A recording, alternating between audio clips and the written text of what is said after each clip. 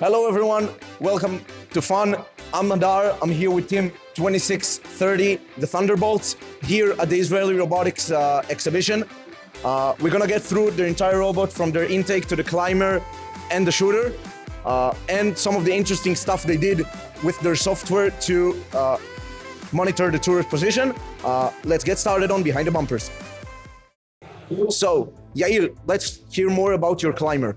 Okay, so our climber is driven by an X44 in a ratio of 45:1.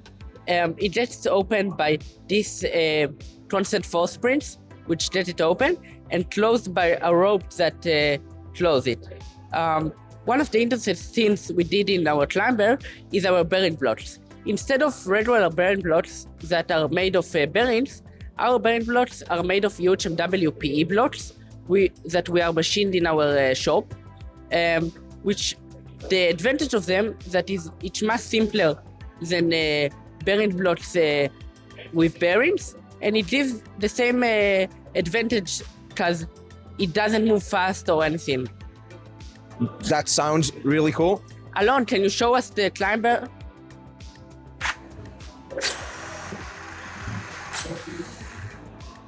And are you climbing in the match? Yes. We climb in both in autonomous and in endgame if we see it gives an advantage in the endgame. That sounds really cool. Before we get to our next segment, we'd like to thank the following.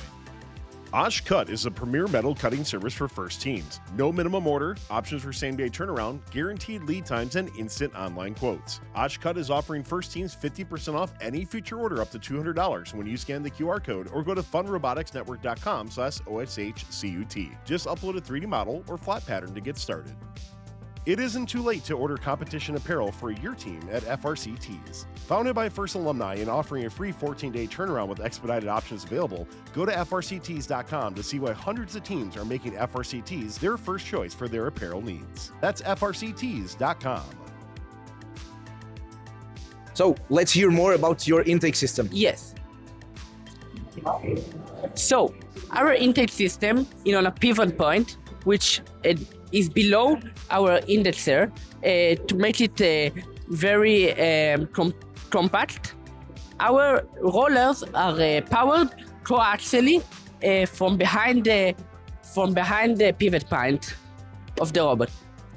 Some iterations we made on the way about our intake. We started off with one roller in the top and one roller on the bottom, but we saw it made the balls jump a lot higher and get out of the robot. So we moved to 2 rollers on the top and 1 ramp on the bottom. The other advantage of it was that less balls got stuck in here and they moved more towards the indexer. Well, you made the change during your solo matches? No. We did it before, like 2 weeks before. Okay. I want to hear more about your indexing system. Let's hear more about it. So we did a lot of iteration about our indexer system. Starting off with prototypes, we saw that a speed indexer is the best option for us because it looked very easy to do and did a good BPS. So we started off with a pneumatic wheel in the middle and no spinning floor, and it worked okay. But we wanted to improve the BPS of the indexer, so we did some changes. Starting off, we did this cone instead of the pneumatic wheel. And after that, we also made the floor spinning, which made less jams in our system. Have you seen a real improvement between those 2 systems? Yes, it's moved from like 3-4 BPS to now like 8-9 BPS. Another thing we added is this stealth wheel here. It helps our balls get into our teacher and shooter faster and with less jams. Okay. So your kicker is just this? No, we have this, and then we have another 2 rollers that gets it inside the shooter. Okay. So now, Alma, let's talk more about your shooter and turret systems. Hey. So from the indexer, we get to our shooter through the turret, which I'll talk a little bit more about in a minute. Our shooter started out with stealth wheels and flywheels, but we saw that we didn't need all that weight, and so we switched to Fairlane. We have a moving hood, and its degrees range from 11.68 to 48.5. Wow. The dynamic part of the hood is from the inside and not from the outside, so that the pressure from the dynamic hood is 17 millimeters on the ball, and from the static hood underneath, which is this, is 14 millimeters on the ball. It's a difference of 3 millimeters. And the gear ratio of our hood is 168. Wow. So is there a place in your side of the field that you can shoot from?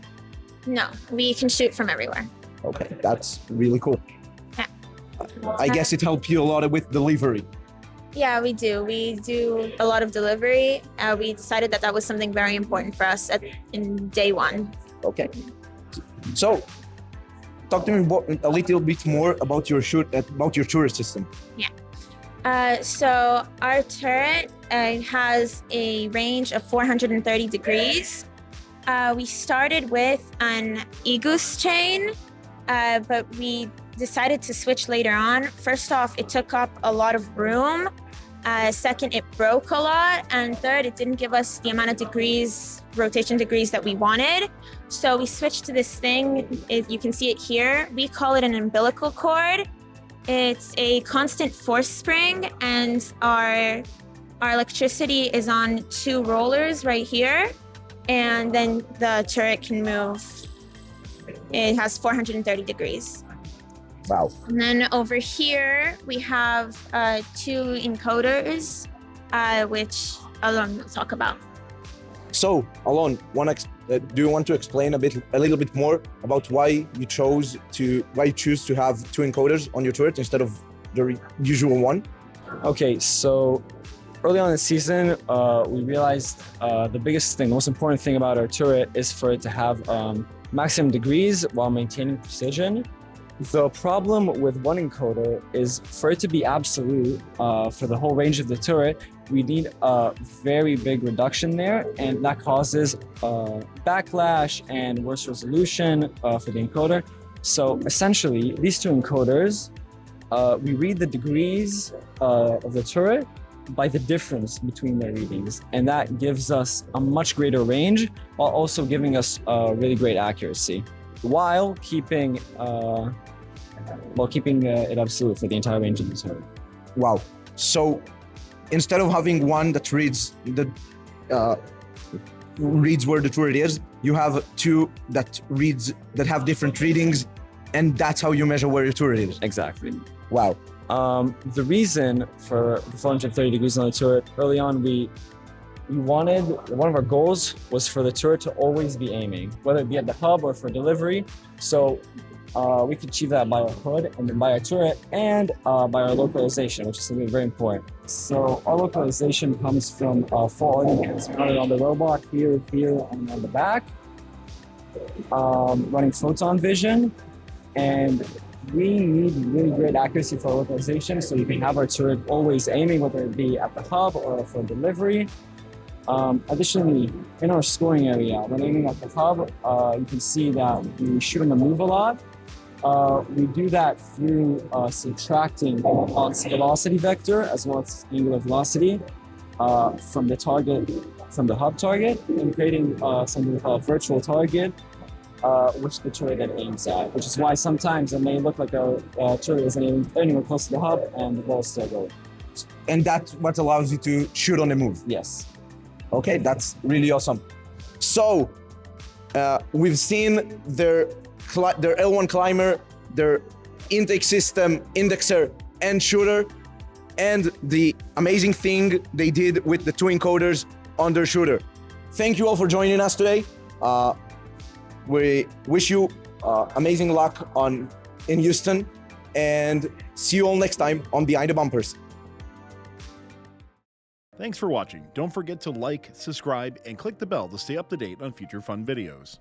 It isn't too late to order competition apparel for your team at FRC Tees. Founded by FRC alumni and offering a free 14-day turnaround with expedited options available, go to frctees.com to see why hundreds of teams are making FRC Tees their first choice for their apparel needs. That's frctees.com. Osh Cut is a premier metal cutting service for first teams. No minimum order, options for same-day turnaround, guaranteed lead times, and instant online quotes. Osh Cut is offering first teams 50% off any future order up to $200 when you scan the QR code or go to funroboticsnetwork.com/OSHCUT. Just upload a 3D model or flat pattern to get started.